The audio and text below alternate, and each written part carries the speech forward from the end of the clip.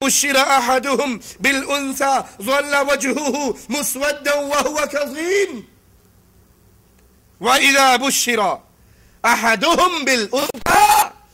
اللہ کفار کا ذکر کر رہا ہے کہ جب ان کو اگر بیٹی کی خوشخبری دی جائے کہ تیرے گھر میں بیٹی پیدا ہوئی ہے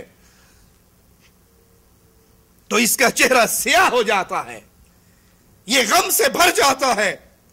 يتوارى من القوم من سوء ما بشر به أيمسكه على هون أم يدسه في التراب ألا ساء ما يحكمون. اس کو خبر دی جاتی ہے بیٹی کے بارے میں، اس کا منہ سیاہ پڑ جاتا ہے، اس کا دل غم سے بھر جاتا ہے. اسے دی گئی بشارت کی وجہ سے یہ لوگوں سے چھپتا پھرتا ہے. لوگ کیا کہیں گے میرے گھر میں بیٹی ہوئی. اب یہ سوچتا ہے کہ ذلت کے کڑوے گھونٹ پی کر میں بیٹی کو اپنے گھر رکھ لوں یا اسے مٹی میں دفن کر دوں. یاد رکھو ان کا یہ فیصلہ بہت برا فیصلہ ہے.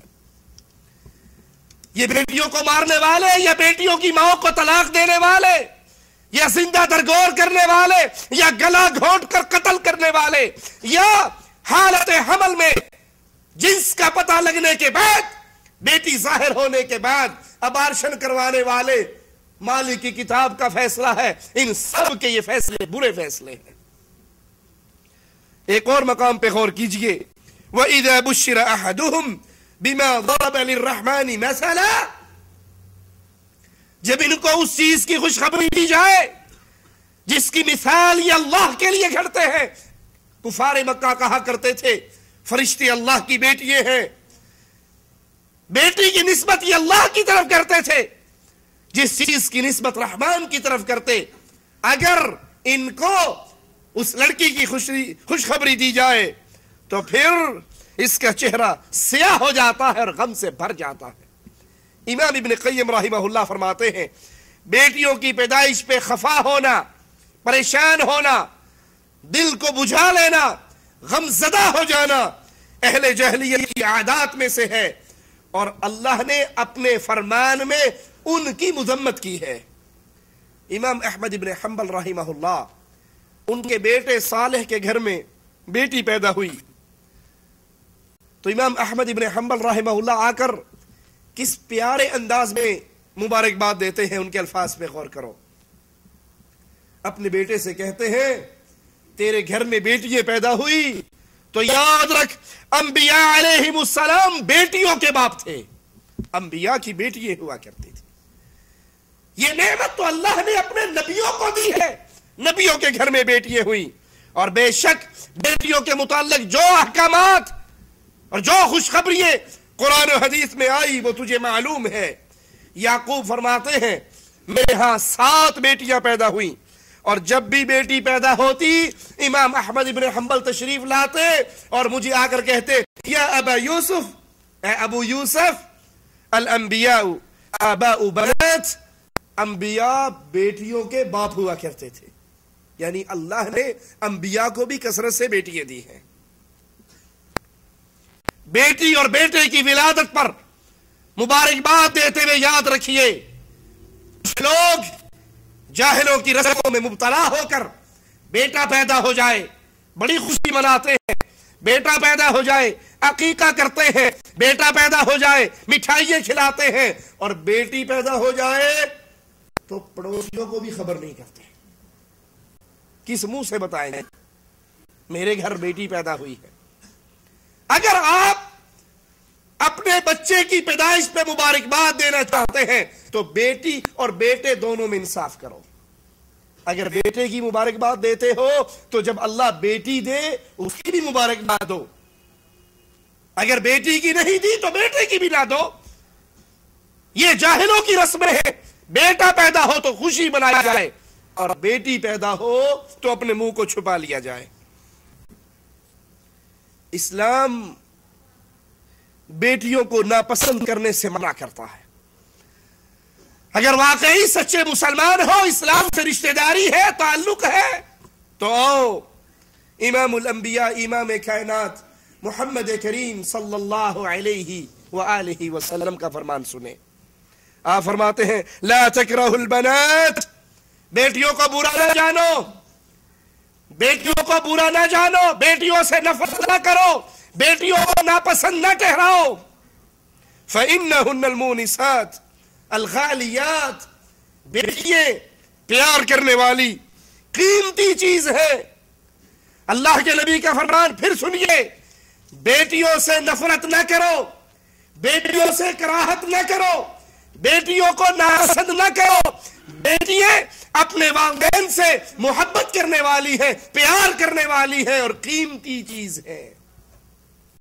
اس حدیث سے ثابت ہوا جو ان سے نفرت کرتا ہے اس کو ان کی قیمت کا اندازہ نہیں ہے. اگر اس کو پتا ہو بیٹی کی قدر اللہ کی شریعت میں کیا ہے تو وہ اپنی بیٹی سے پیار نہ کرے، اپنی بیٹی سے محبت نہ کرے. نیک بیٹیاں ثواب اور امید میں بیٹوں سے زیادہ بہتر ہیں. نیک بیٹیاں ثواب اور امید میں بیٹوں سے زیادہ بہتر ہے. اللہ کی کتاب کا فرمان سنیے، المال والبنون زینت الحیات الدنیا، مال اور بیٹے، مال اور بیٹے دنیا کی زندگی کی زینت ہیں.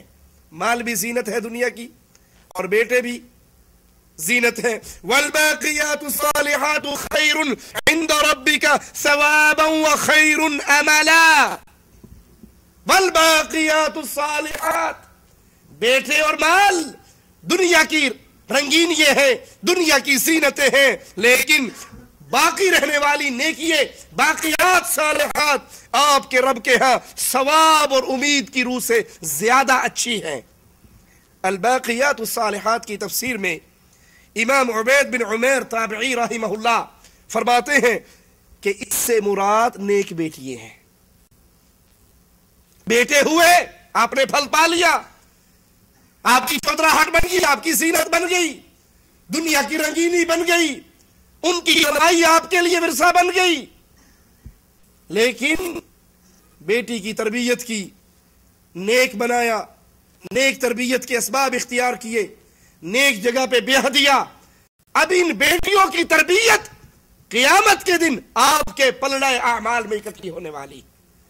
اس آیت میں جس چیز کو اللہ کے ہاں ثواب اور امید کے لیے زیادہ اچھا تصور کیا جا رہا ہے وہ نیک بیٹیاں ہیں. بیٹی سے نفرت کرنے والوں، بیٹی کی پیدائش پر بیوی سے ناراض ہونے والوں، بیوی کو طلاق کی دھمکی دینے والوں، سسرال میں چھوڑ آنے والوں، یاد کرو یہ بیٹی تمہیں جہنم سے بچانے کا سبب بن سکتی ہے. اللہ کے رسول علیہ الصلوۃ والسلام کا فرمان مسند احمد میں ہے، غور کرنا. اللہ کے نبی علیہ الصلوۃ والسلام فرماتے ہیں من كان له 3 بنات فصبر عليهن وأطعمهن وسقاهن وكساهن، جس کی 3 بیٹیاں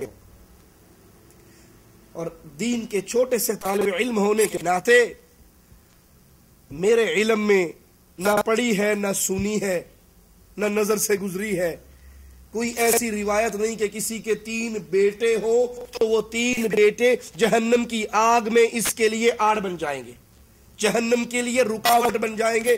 ہمارے علم میں ایسی کوئی روایت نہیں گزری. لیکن بیٹیوں کے بارے میں حدیث سنیے. آپ علیہ السلام نے فرمایا جس شخص کی 3 بیٹیاں ہو وہ ان پہ صبر کرے، اپنی استطاعت کے مطابق اپنی بیٹیوں پہ خرچ کرے، ان کو کھلائے، ان کو پہنائے، ان کی اچھی تربیت کرے. قیامت کے دن یہ 3 بیٹیاں اس کے اور جہنم کے درمیان پردہ بن جائیں گی. بیٹی پیدا ہونے پہ ناراض ہونے والوں، یہ تو اللہ کی بڑی پیاری نعمت ہے، یہ تو رحمت ہے جو آپ کے گھر آئی ہے. جس کی 3 بیٹیاں ہوں صبر کرے، ان کو کھلائے، ان کی تربیت کرے، اپنی استطاعت کے مطابق ان پہ خرچ کرے. قیامت کے دن اس کے اور جہنم کے درمیان یہ بیٹیاں کھڑی ہوگی، یہ پردہ بن جائیں گی، آڑ بن جائیں گی، جہنم کی آگ اس بندے تک نہیں پہنچ سکے گی. بخاری و مسلم میں ہے، مومنوں کی ماں سیدہ عائشہ رضی اللہ تعالی عنہا بیان فرماتی ہیں ایک عورت میرے پاس آئی، اس کے ساتھ اس کی 2 بیٹیاں تھیں. مجھ سے سوال کیا، کھانے کے لیے کچھ مانگا. میرے پاس صرف 1 کھجور تھی. میں نے وہ 1 کھجور اس عورت کو دے دی.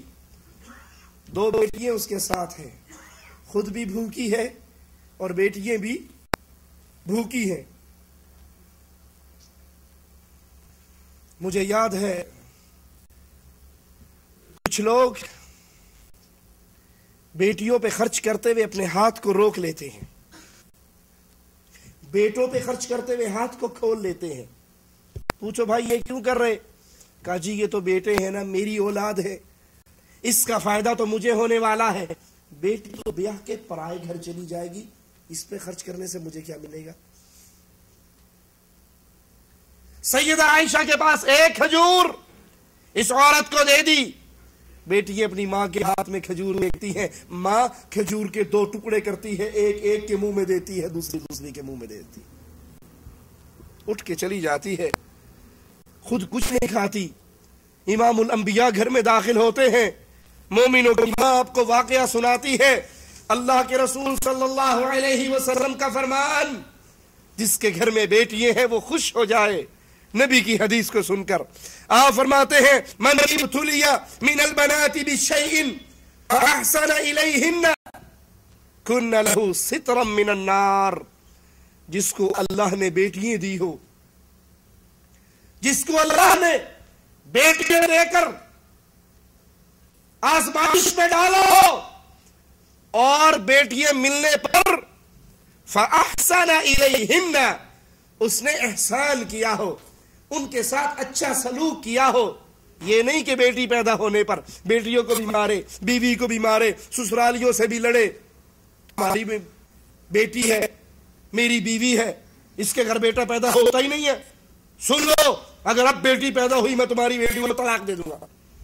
بیٹیوں سے نفرت کرنے والے، اگر یہ بیٹی ان کے گھر میں پیدا نہ ہوتی تیرے گھر میں بیوی کیسے بنتی؟